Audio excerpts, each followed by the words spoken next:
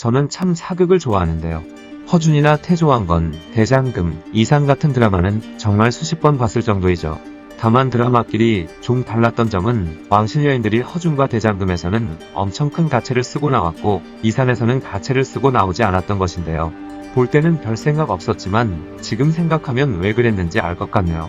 가채는 영조시대의 승정원 일기에 고려시대 때 몽골에서 온 머리 형태에서 유래되었다고 기록되어 있는데요. 하지만 고구려 고궁벽화의 귀부인 모습에서 이 가채를 이용한 머리 장식을 볼 수 있기도 하고 신라 문무왕이 당나라의 소정방에게 하사한 여러 선물들 목록 중에는 달이라는 것이 기록되어 있다고 하죠. 달이란 가채인데요. 달의 월이, 원래, 달비 등으로 불리기도 합니다. 가채는 조선의 특산품으로 중국 사신에게 내린 하사품에도 포함되어 있었고 명나라나 청나라에 보낼 조공품에도 반드시 포함되어 있었다고 하죠. 오늘은 이 가채에 대한 이야기를 해볼까 합니다. 요즘에 명품 가방이나 명품 지갑 같은 거 하나씩은 가지고 있을 텐데요. 당연하겠지만 워낙 가격이 비싸다 보니 하나 사려면 큰맘 먹고 한번 질러야 하죠. 조선시대에도 명품 또는 사치품으로 최고로 치는 것이 바로 가채였습니다. 여자들은 머리 위에 가채를 얹어 머리카락을 더욱 풍성하게 보이도록 했는데요. 궁중의 가래와 길례에도 가채를 이용한 머리 장식이 사용되었죠. 16세기 중종 때의 기록에는 가채를 판매하는 다리전이 한양에 있었다는 기록도 있었는데요. 문제는 조선시대 때는 머리카락을 함부로 자를 수 없었고 당시에는 당연히 인조모발도 없었기 때문에 모든 가채는 실제 사람의 머리카락으로 만들어졌다 보니 엄청나게 비쌌습니다. 가채가 크고 길수록 가격은 천정부지로 올라갔으며 그렇다 보니 처음에는 왕족이나 지체 높은 양반집의 여인들 또는 부잣집 여인들이 즐겨 사용했죠. 나중에는 기녀들도 가채를 사용하기 시작했고 평민 여성들은 그나마 값이 싸고 짧은 가채 여러 개를 이어서 사용했다고 합니다. 조선 후기에는 농업과 상업이 발달하면서 중인들이나 평민들 중에서도 경제력이 괜찮아진 부류도 있었기에 왕족이나 양반들 외에 평민들도 가채를 찾는 사람들이 많아지면서 가채의 가격은 천정부지로 뛰기 시작했습니다. 영조 때의 쌀 한 가마의 가격은 3냥이었는데 가채는 약 70냥 정도까지 할 정도였고 시간이 더 지나 정조 때에는 4,500냥을 줘도 가채를 구하기 힘들어지니 나중에는 가채 하나에 800냥에서 1000냥에 육박했다고 하죠. 당시에 한 냥의 기와집 한 채가 400냥 정도였으니 가채 하나가 기와집 2채 값과 맞먹는 가격이었던 것입니다.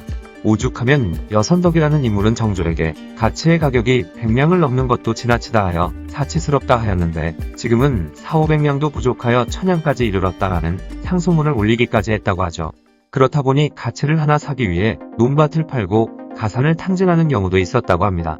이렇게 비싸고 불편한 가채를 여성들이 고통을 참아가며 사용한 이유는 이 가채 크기로 자신의 계급이나 부를 과시했던 것입니다. 처음에는 여성의 외모만 돋보이게 했던 장식에 불과했지만 시간이 흐르며 가채는 더 크고 높을수록 그 집안의 재산, 그 집 주인의 권력, 관직, 그리고 부를 나타냈죠. 그리고 가채로 서로 간의 급을 확인하기도 했습니다. 그렇다 보니 돈 많은 사람들은 점점 더 큰 가채를 사용했고 짧은 가채는 여러 개를 엮어서 사용했죠. 그렇다 보니 무게가 엄청났는데요.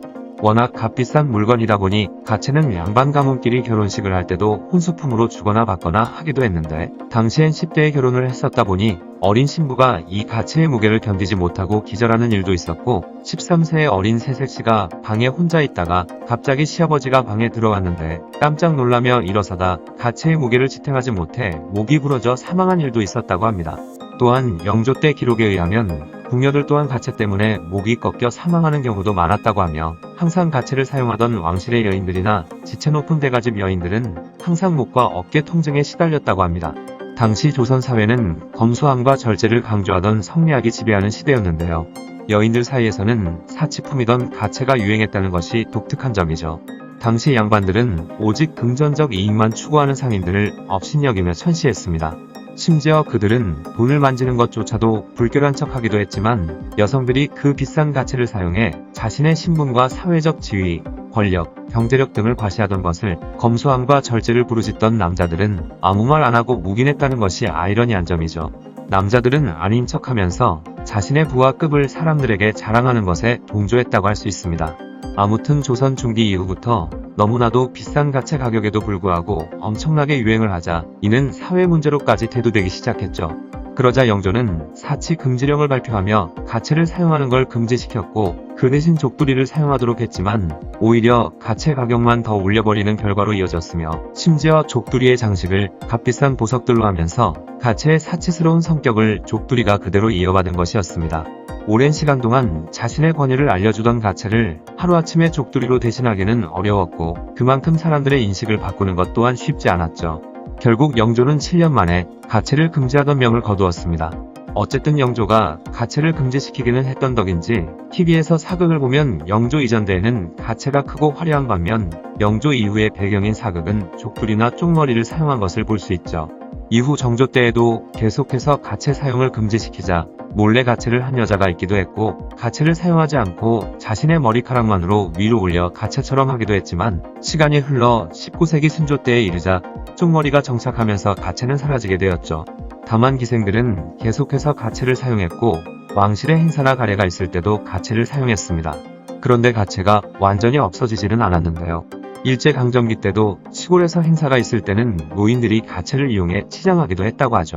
마치 가채는 현대 여성들이 불편한 하의를 신거나 과거에 있었던 미니스커트 입은 여자를 자로 재면서까지 단속했지만 도망다니면서까지 입고 다니거나 했던 걸 생각해보면 예나 지금이나 여자들의 아름다워지고 싶어하는 본능은 왕도 막을 수 없었던 것 같네요.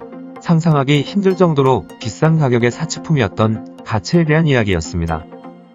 영상을 봐주셔서 감사합니다. 더 재미있고 유익한 영상으로 다시 찾아뵙겠습니다. 구독과 좋아요 꾹 눌러주시고 댓글도 부탁드려요.